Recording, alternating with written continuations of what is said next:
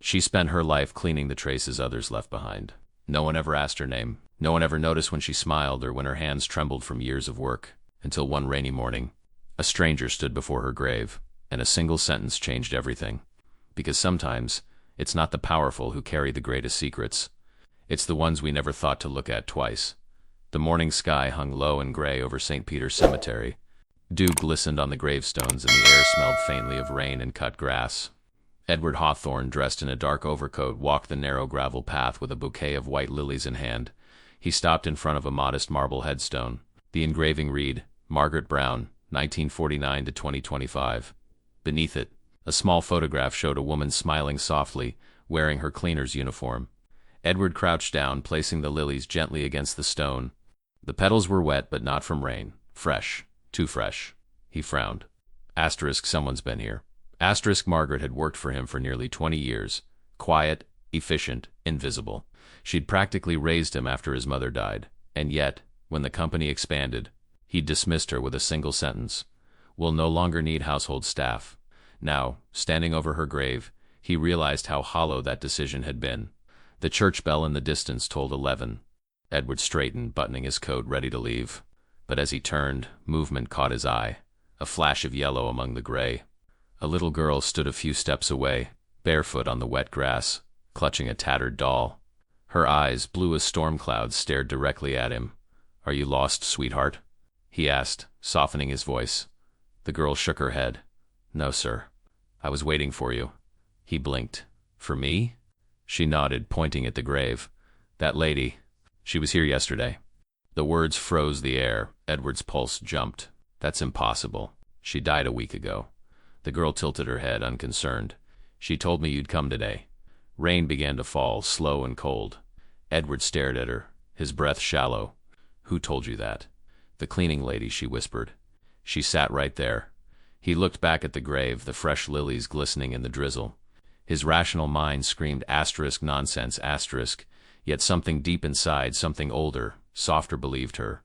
When he turned back, the girl was gone. Only the echo of her words lingered, mixing with the sound of rain. Edward looked once more at Margaret's photograph. Her smile seemed different now, almost knowing. For the first time in years, he felt the cold sting of fear, and something dangerously close to regret. Edward didn't leave the cemetery immediately. He stood there, drenched, staring at the empty space where the girl had been. The drizzle turned into a steady rain, soaking his expensive coat. Still, he didn't move. Sir, that cleaning lady was here yesterday. The sentence repeated in his mind like a haunting melody. Finally, he forced himself to walk away. His shoes squelched in the mud as he reached the car. Inside, he gripped the steering wheel tightly. Logic told him it was nonsense. A child's imagination. Yet his heart refused to settle. He drove back through winding country roads, past stone cottages and hedges heavy with rain. By the time he reached London, the city lights felt colder than usual. At the reception of his luxury building, Mrs. Turner, the elderly concierge, looked up from her desk. Evening, Mr. Hawthorne. Everything all right, sir? You look pale. I'm fine, he replied quickly. Tell me, Mrs. Turner, did anyone deliver something for me recently? She hesitated. Actually, yes. About a week ago. A lady came by, older, kind eyes. Said she used to work for you, left this envelope. Edward froze. Did she give her name? Yes, sir. Mrs. Brown. Margaret Brown. He took the envelope with trembling hands. You're certain? Positive. She insisted I give it to you personally. Edward didn't answer. He went straight to his flat, the city's hum fading behind the closing door. He placed the envelope on his desk, staring at the neat handwriting. His name written in blue ink. Familiar. Shaking slightly, he tore it open. Inside, a folded piece of paper. Greater than. Asterisk, my boy, if you're reading this, it means I've gone. Don't bring me flowers. Bring forgiveness. There are things I never told you, truths that were never mine to keep. You'll find what you seek where it all began. Asterisk at the bottom, one final line written with shaky determination. Learn to see with your heart. Edward sank into his chair, the letter trembling in his hands. The room felt colder, smaller. Outside, London's rain tapped against the window like soft knocks. He whispered, barely audible, Margaret, what did you mean? And somewhere deep inside he knew. This was only the beginning. Sleep refused to come. Edward spent the night pacing his penthouse, the letter on his desk like an open wound.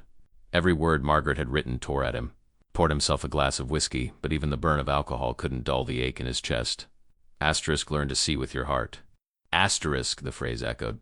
He remembered her voice saying it years ago when he'd first left for university. Don't forget where you came from, my boy. Eyes can lie, but hearts don't. He'd forgotten. At dawn, he gave up on sleep entirely. The city below was waking, cars humming, distant sirens, the pulse of life he no longer felt part of. When the phone rang, he ignored it. Then came a knock on the door. Reluctantly, he opened it. Mrs. Turner stood there, clutching her umbrella. I'm sorry to disturb, sir, she said softly, but I remembered something. When that lady came, she said, The girl knows. Edward frowned. The girl? Yes, sir. I didn't understand at the time, thought she was rambling, but now, he didn't wait for her to finish. Thank you, Mrs. Turner. He grabbed his keys and coat, leaving the building without another word. The cold morning air bit at his face as he drove west, towards the countryside where Margaret had lived. The closer he got, the heavier his chest became. The past he'd buried for decades clawed its way back. When he reached her old cottage, the gate creaked like it recognized him. The garden was overgrown, wildflowers tangled in the fence.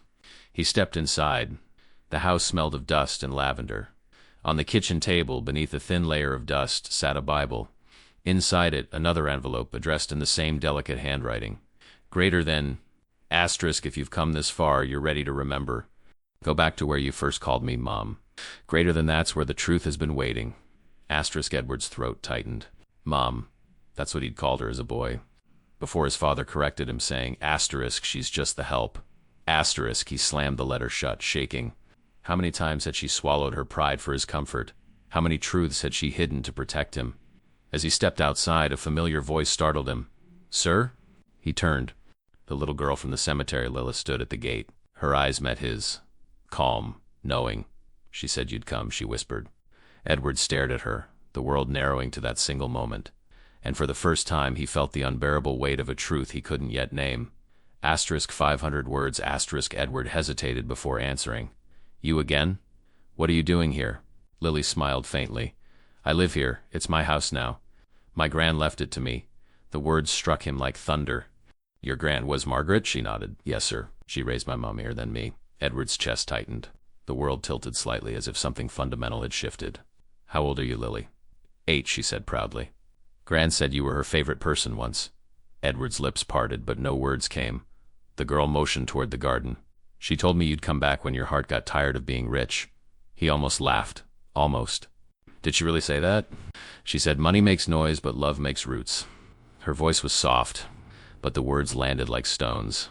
Edward stepped closer. Lily. Before she died. Did she say anything else about me? The girl thought for a moment, twisting the doll's arm absent-mindedly.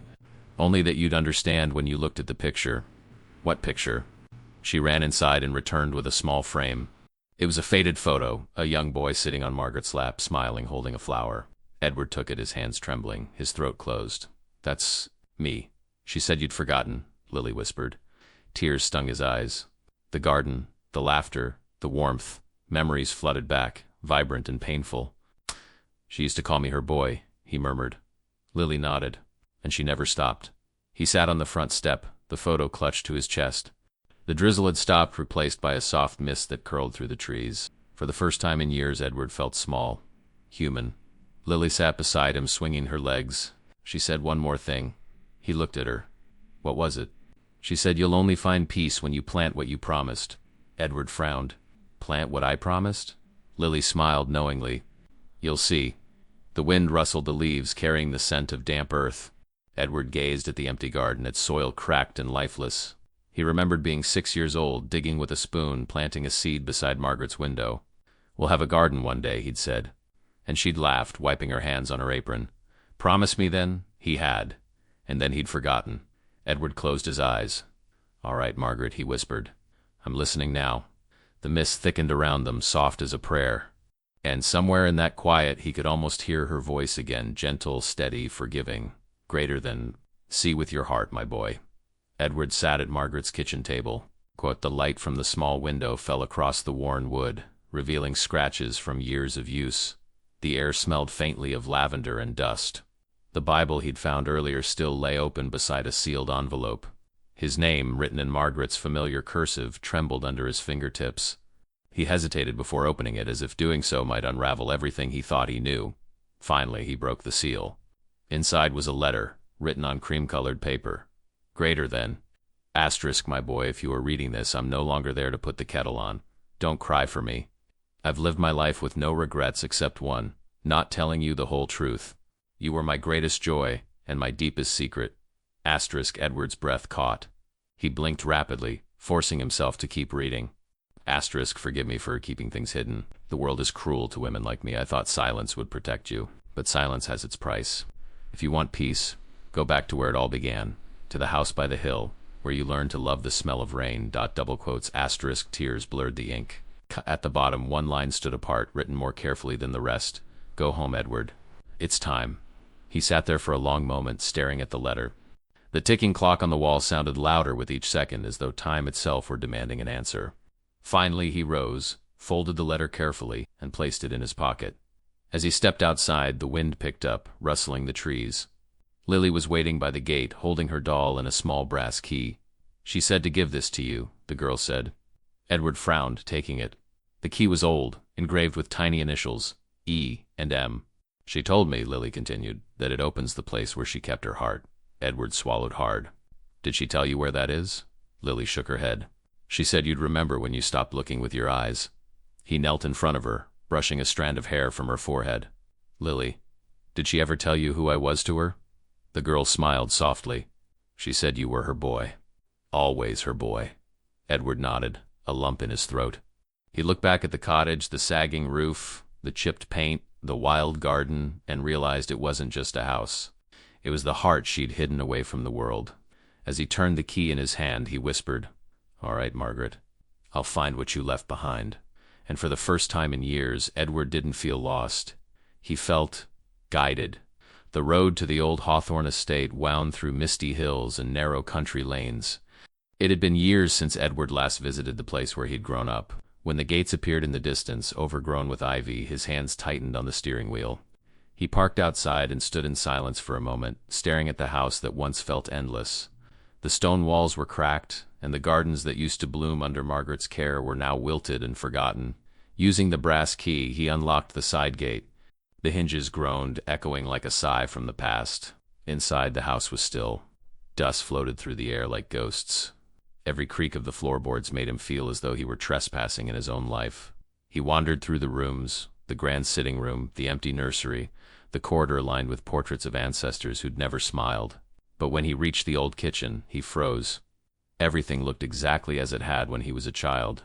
The kettle still sat on the stove. The smell of tea leaves clung to the air, faint but unmistakable.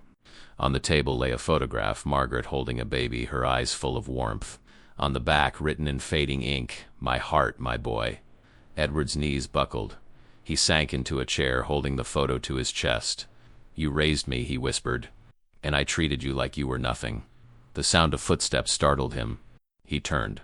Lily stood in the doorway, barefoot, her dress slightly torn at the hem. She told me you'd come here, she said.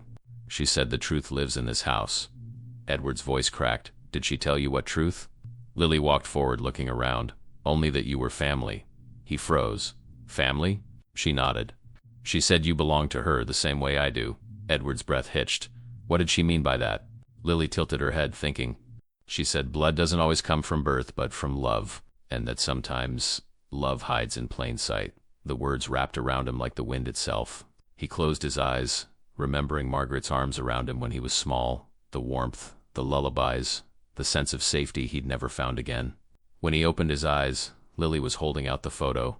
She wanted you to see it. He took it gently. Thank you, sweetheart. Outside, the rain began again, tapping softly on the window. And in that quiet rhythm, Edward finally heard the echo of a voice he'd ignored too long. Greater than see with your heart, my boy. Always with your heart. Morning arrived with a pale light creeping through the curtains. Edward hadn't slept. He spent the night sitting in the old kitchen, staring at Margaret's photograph, tracing the outline of her smile with his thumb. When he finally stepped outside, the air smelled of wet soil.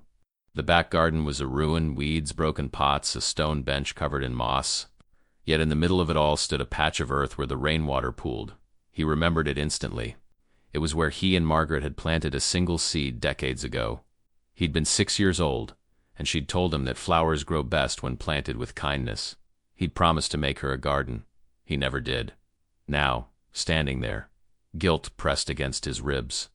Lily joined him quietly, holding a rusty watering can. Gran said you made this spot special, she said. Edward smiled faintly. She told you that? Yes. She said you were meant to bring life back here. He knelt and ran his hands through the soil. It was dry and cracked, but beneath the surface, it was still soft. Maybe it's not too late, he whispered. From his coat pocket, he pulled out the tiny brass key and noticed something he hadn't before, a small engraving at the bottom. Plant what you promised. His eyes widened. Lily watched curiously. What does it mean? It means... He swallowed hard. It's time to keep my word. He dug a small hole in the center of the patch and placed the seed he'd found wrapped inside Margaret's final letter. Covering it gently, he whispered, For you, Margaret. Lily crouched beside him, sprinkling water from her can. She said, Love is like a stubborn flower, she murmured. It grows even in broken ground. He looked at her, smiling through tears. She was right. They sat together in silence, listening to the rain. A robin landed on the fence nearby, chirping softly. The moment felt sacred, fragile, eternal. Edward turned to Lily. Would you like to stay here? At the house, I mean. Should be yours. Lily shook her head. Gran said it was yours first. She just wanted you to come home. The simplicity of her words broke something open in him. He took her hand gently. Then we'll share it. Together. She smiled. That's what she wanted. As the clouds shifted and a ray of sunlight pierced through, Edward felt warmth spread across his chest. For the first time since Margaret's death, he didn't feel haunted. He felt forgiven. The next day, Edward found himself walking through the old house as if retracing footsteps from another life. The rain had stopped, leaving the air thick with that scent only England knows, damp wood and blooming grass. He entered the parlor and opened a drawer. Inside were letters, neatly stacked, each one addressed to a asterisk. His heart raced as he unfolded the first. Greater than. Asterisk, my boy. You'll never understand what it means to love someone you cannot claim, but maybe one day you will. Until then, I'll love you quietly, in every meal I cook, in every floor I polish, in every bedtime story you don't remember. Asterisk. Edward sat heavily in the chair, tears spilling freely now, each word cut and healed at the same time. He read another. Greater than asterisk. People think I'm your servant, but you called me Mom once when you were little. You don't remember, but I do. I held on to that sound for years. Asterisk. His chest ached. He remembered flashes, soft hands buttoning his school shirt, the smell of soap and cinnamon. He had been loved far more than he ever realized. From the hallway, Lily's voice drifted in. Sir, are you all right? He wiped his face quickly. I'm fine, sweetheart. She walked in, carrying a photo frame she'd found upstairs. Look what I discovered. Inside the frame was a picture of a young woman standing beside Margaret. Her eyes were the same as his. Edward's hands shook. Who is she? Lily studied the back of the photo. It says, Asterisk Rosa Brown, my daughter. Asterisk, he froze. Her daughter? Lily nodded. Gran said Rosa went away before I was born. Edward felt the world tilt again. Asterisk, Rosa dot. Asterisk. He remembered the name. Whispered arguments. Tears. His father shouting in the night. Rosa was my mother, he whispered. The words hung in the air, heavy and fragile. Lily blinked. Then, Margaret was your grandmother? He nodded slowly, the truth settling like dust after a storm. Everything made sense now, the letters, the love, the silence. Margaret hadn't been just his housekeeper. She had been his family all along. He looked at Lily, her freckles, her gentle eyes. The same blood connected them. Then you, he whispered, you're my niece. Lily smiled shyly. Gran said we'd find each other. She said love always finds its way home. Edward knelt and hugged her tightly. She was right, Lily. She always was. Outside, the first drops of rain began to fall again, but this time they felt like blessings. The house, once haunted by guilt, finally felt alive, filled not with ghosts, but with the echoes of love rediscovered. Rain tapped gently against the window of the old study, as Edward unfolded the final letter he had found inside the wooden box. Its paper was brittle, the ink slightly faded, but the handwriting was unmistakably Margaret's. Careful, humble, full of warmth. Greater than. Asterisk, my boy. If you are reading this, it means you have found your way home. There's something I never told you because I feared it would change how you saw me, but the truth should rest in peace too. Asterisk. Edward swallowed hard and read on. Greater than. When your mother Rosa left, she didn't go far. She went to London, chasing a life that didn't want her. When she fell pregnant, she came back broken, frightened, and alone. I took you in as my own because she couldn't. I told her I'd protect you from shame and cruelty. That's why you bear your father's name, Hawthorne. though he never wanted you. Asterisk, the room seemed to spin. His heart hammered painfully in his chest. He had spent his entire life believing Margaret was a servant, when in truth she had been his grandmother, shielding him from the sins of others. He turned the page. Asterisk, I raised you as best I could. You called me Mom once, when you were 4. It was the happiest moment of my life. But I knew one day you would outgrow me, that the world would remind you who I was supposed to be. Asterisk, tears blurred the words. Greater than. Asterisk, don't hate Rosa. She was young and scared. I forgive her, and I hope one day you will too. You've carried anger for so long, my boy. Put it down now. Plant something good in its place. Asterisk, at the bottom of the page was her signature, Margaret Brown. Below it, a small note in different handwriting, a solicitor's stamp. Last will and testament. The house and savings to my granddaughter, Lily Brown. To Mr. Edward Hawthorne. The contents of this box, and my truth. Edward pressed the letter against his chest. His entire body shook. He wasn't crying out of sorrow anymore, but from the unbearable tenderness of it all. Lily stood quietly at the door, watching him. Did you find what she wanted you to? He nodded slowly. Yes. The truth. What does it mean? She asked. He turned toward her, voice trembling. It means, Lily, you're not just someone I met, you're family. She blinked, confused. Family? He smiled through his tears. I'm your uncle, the girl gasped, then smiled. Small at first, then wide. She ran into his arms, wrapping them around his neck. In that fragile embrace, decades of silence dissolved. For the first time in years, Edward felt whole. That night, Edward couldn't sleep. The truth echoed in his mind, both heavy and freeing.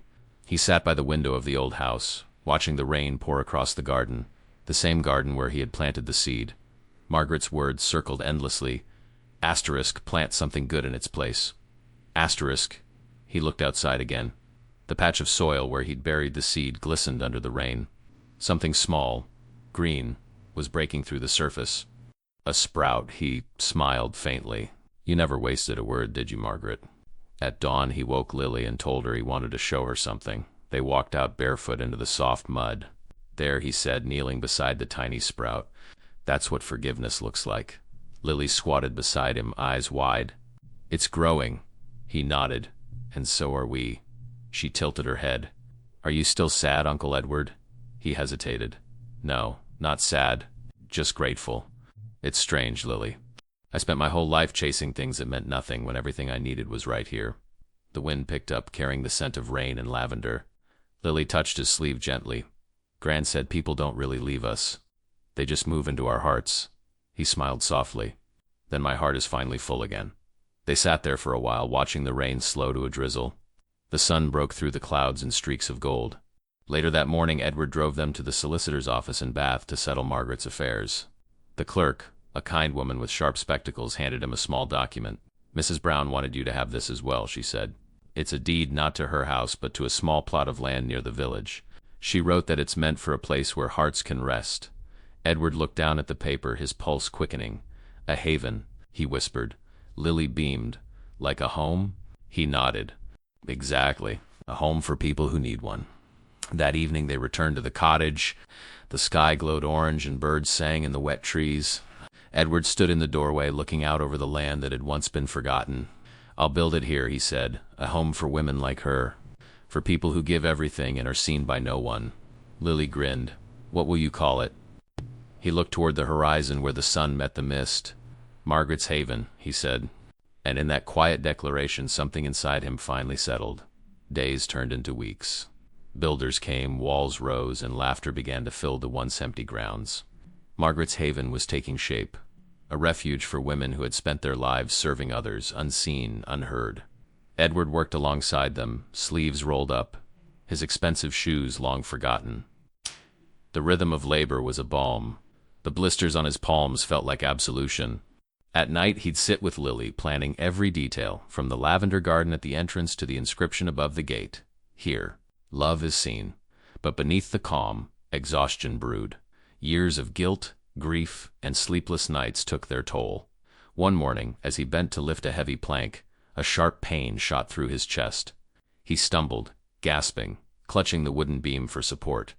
A nearby worker shouted, "Sir, are you all right?" Edward waved him off weakly, but the world spun, the sky tilted. Then darkness. When he woke, he was in bed, the familiar scent of lavender filling the air. Lily sat beside him, her small hand gripping his. "Uncle Edward, you scared me," she whispered, eyes wet. He smiled faintly.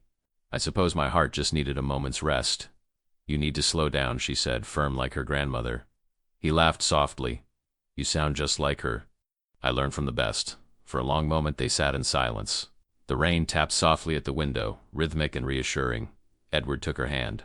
"Lily, if something happens to me—" She shook her head. "Don't say that." He smiled sadly. "Promise me you'll keep this place alive. Promise me you'll make sure no one here ever feels invisible." Lily's chin trembled, but she nodded. "I promise." Outside, thunder rolled in the distance. Edward leaned back, feeling the weight of years ease from his chest. "You know," he said, voice barely above a whisper, "I think she planned this. Every step, every secret." "She did," Lily said softly. "She just needed time for you to find your heart again." He looked at her, the same gentle spirit, the same eyes as Margaret, and in that look he saw everything he'd lost and everything he'd been given back. "Thank you," he murmured. "For what?" "For reminding me that family isn't blood. It's love remembered." The storm outside rumbled on, but inside the world was still. The following Sunday, Edward and Lily returned to St. Peter's Cemetery. The rain had cleared, leaving the grass sparkling beneath the pale morning sun. They carried a single white lily, the same kind he had brought months ago. But this time his hands didn't tremble. He knelt before Margaret's grave, tracing the engraved letters with gentle fingers. The marble was cold, yet it no longer felt distant. "We did it, Margaret," he said quietly. "Your haven's nearly ready. Women will laugh there, children will play. Your love will keep them safe." Lily crouched beside him, placing the flower on the grave. "Gran, the garden's growing," she whispered. "Uncle Edward says it's because you're helping." A soft breeze stirred the grass, as if in answer. Edward smiled faintly. "I believe she is." He took a folded piece of paper from his coat pocket, a letter he'd written the night before. Placing it beside the headstone, he read it aloud. "Greater than asterisk, you taught me to see with my heart. You forgave me before I knew what I'd done. I used to think love ended with loss, but now I know it just changes form. You live in every laugh, every blossom, every act of kindness I give.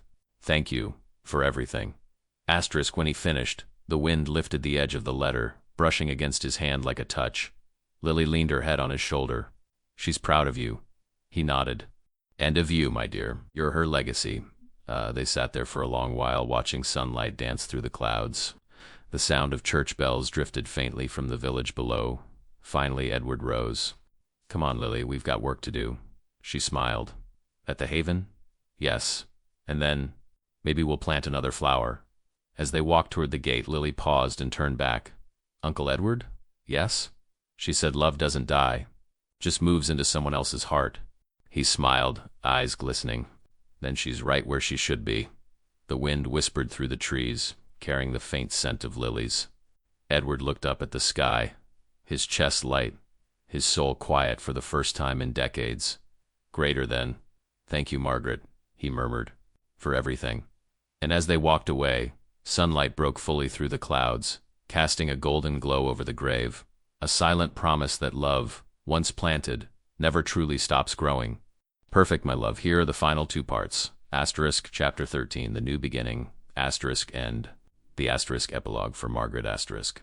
Each written in exactly 500 words, concluding the British version of asterisk, sir. That cleaning lady was here yesterday. Asterisk with cinematic grace, poetic realism, and deep emotional closure. Spring came to the countryside like a soft awakening. The trees around Margaret's Haven bloomed with pink and white petals, and laughter echoed from the garden where once there had only been silence. Edward stood by the new gate, his hands resting on the wooden frame. Above it, the inscription gleamed in gold. "Here love is seen." Women bustled about the courtyard, housekeepers, carers, widows tending to the gardens, folding laundry, or simply sitting with tea in their hands, talking like old friends. Each one had a story of being overlooked. Here, finally, they were visible. Lily came running across the grass, her yellow dress fluttering. "Uncle Edward, come see. The seed we planted has flowers now." He smiled and followed her to the center of the garden. The once barren patch of soil was now alive, small white lilies blooming in a perfect circle. "They're beautiful," he whispered. "She said they'd grow if we took care of them," Lily said, crouching to touch one. "She was right," he murmured. "She always was." The two of them sat together on the stone bench, watching the sunlight spill across the courtyard. Edward's face had changed, still lined with age, but softer now, unburdened. After a while, Lily looked up at him. "Do you think Gran can see all this?" He nodded. "I think she never stopped watching. Even when you were sad?" "Especially then." A quiet moment passed between them, the kind that doesn't need words. Later that afternoon, they hosted the Haven's first gathering. Women from the nearby villages arrived carrying flowers, food, and laughter. Someone played a violin. Children danced barefoot on the grass. Edward raised a glass of lemonade. "To Margaret Brown," he said, voice steady but full. "The woman who taught us that love isn't measured by wealth or words, but by the hearts we touch." Everyone lifted their glasses. Lily looked at him proudly, her eyes bright. As the sun dipped behind the hills, Edward walked through the garden alone. The evening air was cool and fragrant. He stopped beside the circle of lilies and knelt, brushing one gently with his fingers. "Your promise is kept," he whispered. "And so is mine." A breeze stirred, carrying the faint sound of laughter from the house. He smiled, standing. From the balcony above, Lily waved. "Come on, Uncle Edward. Supper's ready." He nodded. "Coming, love." As he walked toward the house, his home now, the lights from the Haven glowed warm against the twilight. For the first time in his life, Edward Hawthorne wasn't haunted by the past. He was living the future Margaret had believed he could create. And it was beautiful. Months later, Margaret's Haven stood in full bloom. The house, once a place of sorrow, had become a sanctuary of laughter, healing, and quiet strength. Every morning, Edward rose before dawn and walked through the garden, the air cool and damp with mist. He always stopped beneath the old oak tree, where a bronze plaque read, "Greater than love never dies, it simply changes address." That had been Lily's idea. She'd drawn it with chalk before they had it engraved. The staff began to call the spot * Margaret's Corner. *. It was where Edward came to read letters from the women staying at the Haven, stories of survival, courage, and rediscovered dignity. He read each one carefully, sometimes aloud, sometimes in silence, knowing Margaret would have done the same. One letter began, "Greater than *, I came here with nothing. Now I leave with hope. Thank you for seeing me." * Edward folded it, his heart swelling with quiet pride. "You did this, Margaret," he whispered. Inside the house, Lily was at the dining table, helping one of the women learn to write. Her laughter filled the room, the same light Margaret had carried, passed down like a torch. "Uncle Edward," Lily called as he entered. "We're almost ready for the new residence." He smiled. "You're running the place better than I ever could." She grinned. "Gran said women are better at everything. You just needed to notice." He laughed, a sound so natural it startled even him. That afternoon they planted more lilies around the oak. Children from the village joined, muddy and laughing. The sky glowed a soft blue, and the scent of blossoms floated through the air. As Edward knelt to pat the soil, Lily whispered, "This one's for her birthday." He nodded, smiling. "Happy birthday, Margaret." The wind lifted, gentle but sure, rustling the flowers. Later, when the sun set behind the hills, Edward stood at the window, watching the light fade from the fields. The world outside shimmered with life, people working, loving, rebuilding. He felt Margaret everywhere, in the smell of tea, the warmth of laughter, the glow of sunset against glass. He whispered softly, "You were never just the cleaning lady. You were the soul that kept everything shining." In that moment, the house creaked gently, a sound like an old door settling, or perhaps an answer. Edward closed his eyes. A tear slid down his cheek, but it was not a tear of sorrow. It was gratitude, because love, he now understood, doesn't end when someone leaves. It only waits for us to come home. And Edward had finally found his way back. If this story touched your heart, give it a like, subscribe, and tell me in the comments, from which country are you watching today? Because in every corner of the world there's someone like her, quiet, invisible, yet holding the kind of love that changes everything.